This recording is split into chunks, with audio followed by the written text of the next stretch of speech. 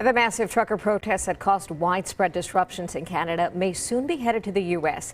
and could impact this weekend's Super Bowl. That's according to a memo from the Department of Homeland Security obtained by a number of news outlets. Fox's Doug Luzader has more on the possible implications.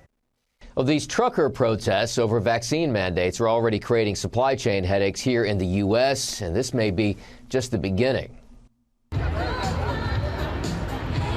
These trucker protests in Canada against vaccine mandates that some there have labeled an insurrection could soon pop up south of the border, too. This is coming to the United States. These protests are going to happen in Washington and California and other places. The Hill, among those reporting that the U.S. Department of Homeland Security is warning law enforcement agencies that the potential exists to severely disrupt transportation, federal government operations, commercial facilities, and emergency services.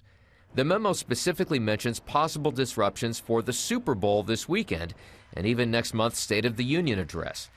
As it stands, the Canadian protests are already causing issues in the U.S., bringing traffic to a standstill at the Ambassador Bridge into Michigan, the busiest border crossing on the continent. It's important for everyone in Canada and the United States to understand what the impact of this blockage is, potential impact on workers, on the supply chain. Canadian Prime Minister Justin Trudeau has railed against the protests, but the truckers also have plenty of supporters who say they're fed up with COVID restrictions. Americans and Canadians, obviously, and people around the world, we've had it. They've had it. They are so sick of the double standard, so sick of the mandates. What we want is what God gave us, freedom. These trade links, meantime, are so vital that some automakers are already having to scale back production.